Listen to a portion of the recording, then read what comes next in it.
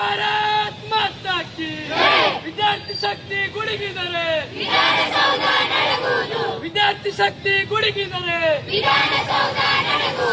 we want justice we want justice ಗಲ್ಲಿಗೇರಿಸಿ ಗಲ್ಲಿಗೇರಿಸಿ ಅತ್ಯಾಚಾರಿಯನ್ನು ಗಲ್ಲಿಗೇರಿಸಿ ಗಲ್ಲಿಗೇರಿಸಿ ಗಲ್ಲಿಗೇರಿಸಿ ಅತ್ಯಾಚಾರಿಯನ್ನು ಗಲ್ಲಿಗೇರಿಸಿ ಗಲ್ಲಿಗೇರಿಸಿ ಗಲ್ಲಿಗೇರಿಸಿ ಅತ್ಯಾಚಾರಿಯನ್ನು ಗಲ್ಲಿಗೇರಿಸಿ बोलो भारत माता की जय बोलो भारत माता की जय बोलो भारत माता की जय we want justice we want justice ಬೇಕು ನ್ಯಾಯ ಬೇಕು ಬೇರೆ ಬೇರೆ ಹಳ್ಳಿಗಳಿಂದ ಈ ಗೋಕಾಕ್ ಒಂದು ಪ್ರತಿಷ್ಠಿತ ವಿದ್ಯಾ ಕೇಂದ್ರ ಆಗಿದೆ. ಹಾಗೆ ಬೇರೆ ಬೇರೆ ಹಳ್ಳಿಗಳಿಂದ ಇಲ್ಲಿ ವಿದ್ಯಾಭ್ಯಾಸ ಮಾಡಲು ಬರ್ತಾ ಇದ್ದಾರೆ. ಅಂತ ಒಂದು ಪ್ರತಿಷ್ಠಿತ ನಗರದಲ್ಲಿ ಒಂದು ವಿಷಾದನೀಯ ಘಟನೆ ನಡೆದಿದೆ. ಯಾಕಪ್ಪ ಅಂತಂದ್ರೆ ನಾವು ನೋಡ್ಬೋದು, ಒಬ್ಬರು ಶಿಕ್ಷಣವನ್ನು ನೀಡುವಂತಹ ಶಿಕ್ಷಕರೇ ತಮ್ಮ ವಿದ್ಯಾರ್ಥಿನಿಯರ ಮೇಲೆ ಅತ್ಯಾಚಾರ ಎಸಗಿರುವಂತೂ ಬಹಳ ವಿಷಾದನೀಯ. ಈ ಸಮಾಜದಲ್ಲಿ ಏನಾಗ್ತಾ ಇದೆ ಅಂತೇಳಿ ನಾವೆಲ್ಲ ವಿಚಾರ ಮಾಡಬೇಕಾಗಿದೆ. ಯಾಕಪ್ಪ ಅಂತಂದ್ರೆ ಏನೋ ಪಾಲಕರು ಒಳ್ಳೆ ಶಿಕ್ಷಣ ನೀಡ್ತಾರೆ ಅನ್ನೋ ಕಾರಣಕ್ಕಾಗಿ ತಮ್ಮ ಸಂಸ್ಥೆಗೆ ವಿದ್ಯಾರ್ಥಿಗಳನ್ನ ಅಲ್ಲಿ ವಿದ್ಯಾಭ್ಯಾಸ ಮಾಡಲು ಕಳಿಸಿದಾಗ ಶಿಕ್ಷಕರು ಈ ರೀತಿ ಮಾಡೋದು ಸರಿಯಲ್ಲ. ಅದಕ್ಕಾಗಿ ಏನೋ ಅಪ್ರಾಪ್ತ ಬಾಲಕಿಯರ ಮೇಲೆ ಅತ್ಯಾಚಾರವನ್ನು ಎಸಗಿದಂತಹ ಆರೋಪಿ ಇದಾರಲ್ಲ, ಆ ಆರೋಪಿಗೆ ಕಠಿಣವಾದ ಶಿಕ್ಷೆ ನೀಡಬೇಕು, ಆತನನ್ನು ಗಲ್ಲಿಗೇರಿಸಬೇಕು ಅಂತ ಹೇಳಿ ಅಖಿಲ ಭಾರತೀಯ ವಿದ್ಯಾರ್ಥಿ ಪರಿಷತ್ ಈ ಪ್ರತಿಭಟನೆಯನ್ನು ನಡೆಸ್ತಾ ಇದೆ.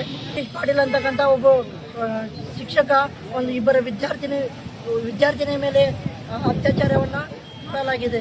ಅದಕ್ಕೋಸ್ಕರ ನಾವು ಇವತ್ತು ವಿದ್ಯಾರ್ಥಿಗಳಿಗೆ ಒಂದು ನ್ಯಾಯ ಸಿಗಬೇಕು.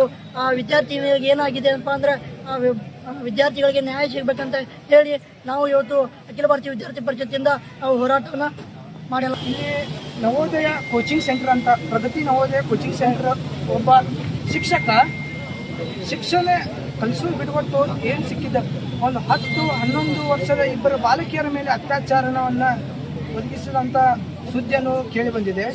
ಈಗ ಅವನನ್ನು ಈಗ ಪೊಲೀಸರು ಅವ್ರನ್ನೆಲ್ಲ ಹಿಡ್ಕೊಂಡು ಹೋಗಿದ್ದಾರೆ. ಸರಿ, ನಮಗೆ ಆಗಬೇಡ, ನಮಗೆ ಗಲ್ಲಿಗೇರಿಸಿ ಕಠಿಣ ಶಿಕ್ಷೆಯನ್ನು ಕೈಗೊಳ್ಳೋ ರೀತಿಯ ಒಂದು ನಮಗೆ ನ್ಯಾಯವನ್ನು ಒದಗಿಸಬೇಕು ಆ ವಿದ್ಯಾರ್ಥಿನಿಯರ ಮೇಲೆ.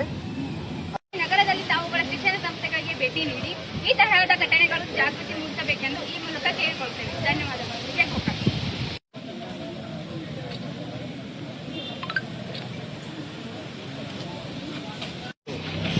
ಬೆಳಕಿಗೆ ಬರಲ್ಲ, ಬಟ್ ಪ್ರಥಮವಾಗಿ ಬಂದಿರೋದ್ರಿಂದ ಹೀಗಾಗಿ ಕಾನೂನು ರೀತಿ ಯಾವ ರೀತಿ ಕ್ರಮ ತೆಗೆದುಕೊಂಡು ಪೊಲೀಸ್ ಇಲಾಖೆ ತಗೋತಾ ಇದ್ದಾರೆ.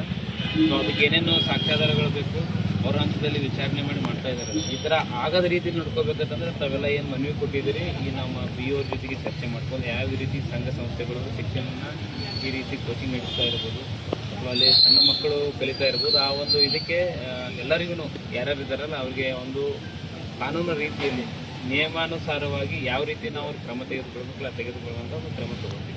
ಇನ್ನು ಮೇಲಿಂದ ಯಾವುದೇ ರೀತಿಯಿಂದ ನಮ್ಮ ಗೋಕಾಕ್ ತಾಲೂಕಿನಲ್ಲಿ ಆಗದ ರೀತಿ ನೋಡುವಂಥ ನಮ್ಮೆಲ್ಲ ಅಧಿಕಾರಿಗಳು ಜವಾಬ್ದಾರಿ. Thank you.